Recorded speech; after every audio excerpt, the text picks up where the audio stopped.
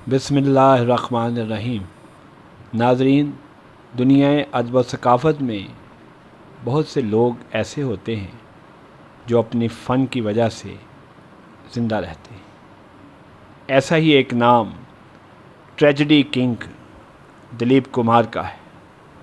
दिलीप कुमार जो 11 दिसंबर 1922 को पाकिस्तान के शहर पेशावर में पैदा हुए और आज से चंद दिन पहले 7 जुलाई 2021 को भारत में इंतकाल कर गए।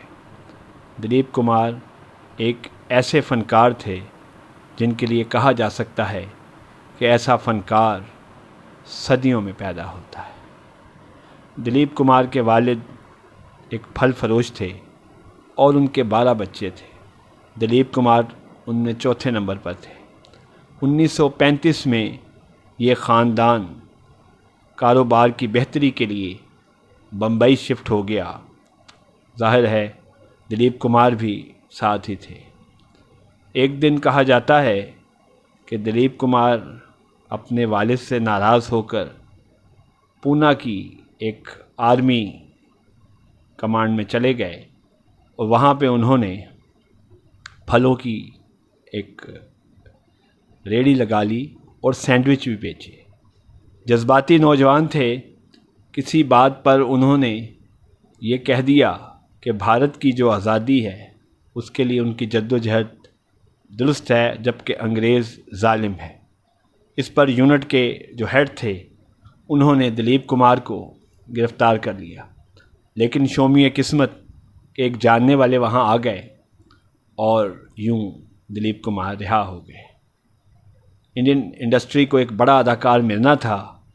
इसे इत्तफाक समझें कि 1944 के लगभग जब दिलीप कुमार की उम्र सिर्फ 20 साल थी तो रेणुका देवी उनसे मिली और दिलीप कुमार का अंदाज़ और उनकी बात करने का तरीका और ख़ुसूसन उनकी उर्दू ज़ुबान और लहजे से इतनी मुतासिर हुई कि उन्होंने दिलीप कुमार को फ़िल्मी दुनिया में आने की दावत दी और उन्हें कहा कि उन्हें 500 रुपये माहाना मिलेंगे और 200 रुपये की सालाना इंक्रीमेंट भी मिलेगी।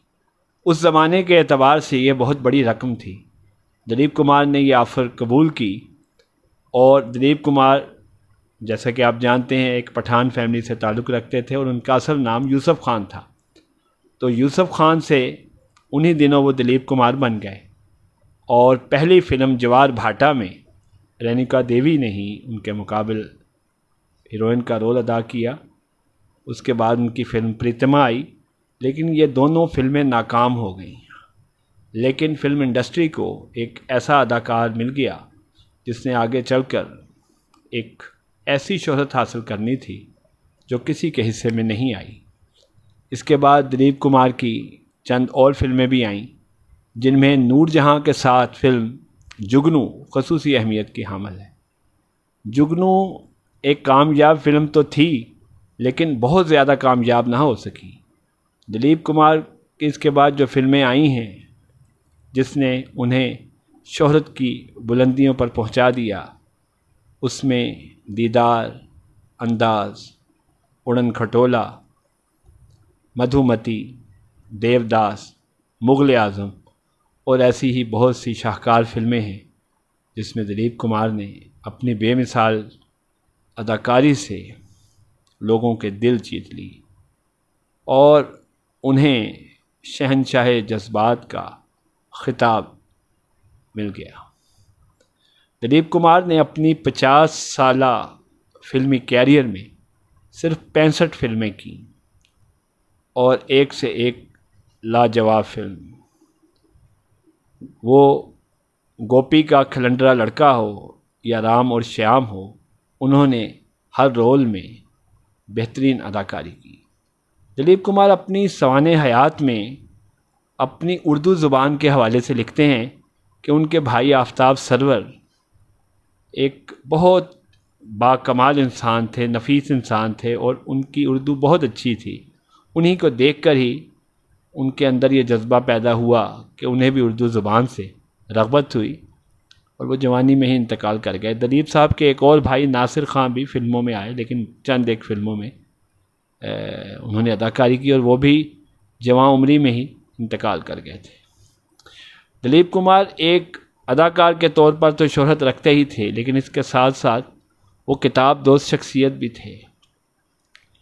पूरी दुनिया से किताबें मंगवाते थे, उर्दू और इंग्लिश का मुतालिया करते थे, और सबसे बड़ी बात यह है कि पाकिस्तान से अहमद नदीम कासमी मरहूम से वो हर 3 माह बाद फ़नून और उनके इदारे की किताबें मंगवा कर पढ़ा करते थे।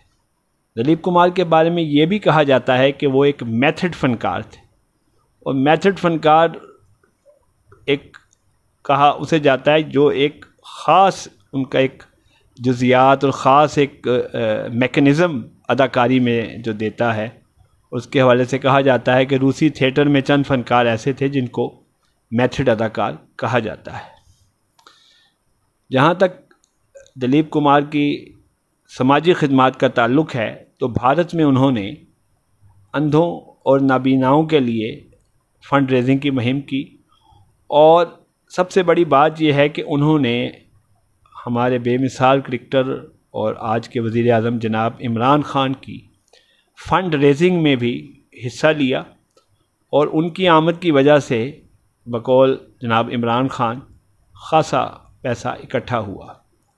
वो उन्होंने इमरान ख़ान के लिए भी बेहतरीन कलमात अदा किए कि हमने तो एक अंधों और नाबीनाओं के लिए चैरिटी की है, लेकिन इमरान ख़ान जो उस वक़्त नौजवान थे, इन्होंने शौकत खानम जैसा अजीम हस्पताल बनाकर एक बहुत बड़ा काम किया है, और इनमें खिदमत का जज्बा है।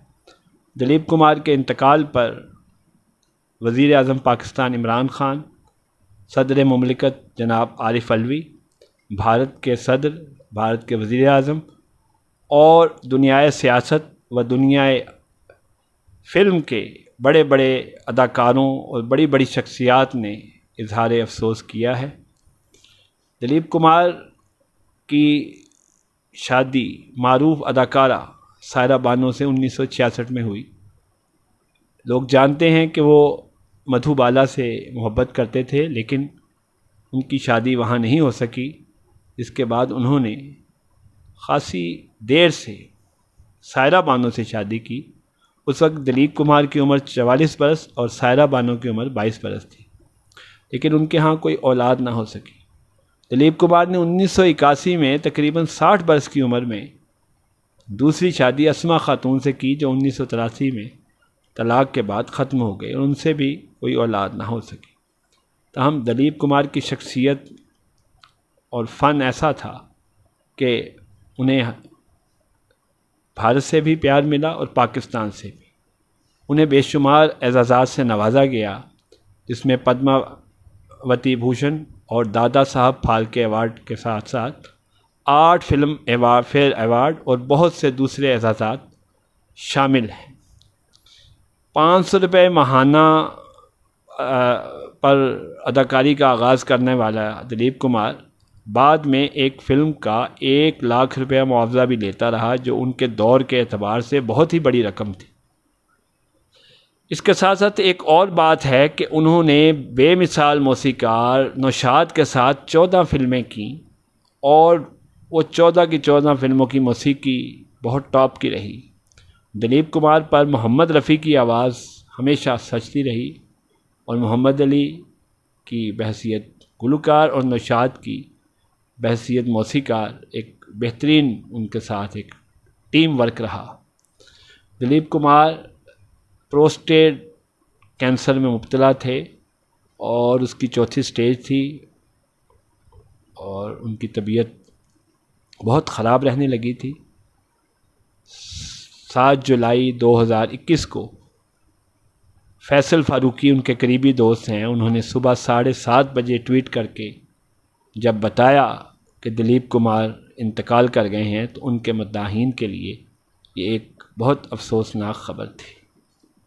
दिलीप कुमार अपनी अदाकारी की वजह से अनमिट नकूश छोड़ गए हैं, और वो हमेशा हमारे दिलों में ज़िंदा रहेंगे। दिलीप कुमार की एक गायबाना नमाज जनाजा पेशावर में भी अदा की गई कि ये उनका आबाई शहर था। अल्लाह पाक उन्हें गरीक रहमत करे। रूबरू की एक छोटी सी काविश थी जो जनाब दिलीप कुमार के यादों को ताज़ा कर रही थी। आप हमारा चैनल सब्सक्राइब करें। खुदा हाफिज़।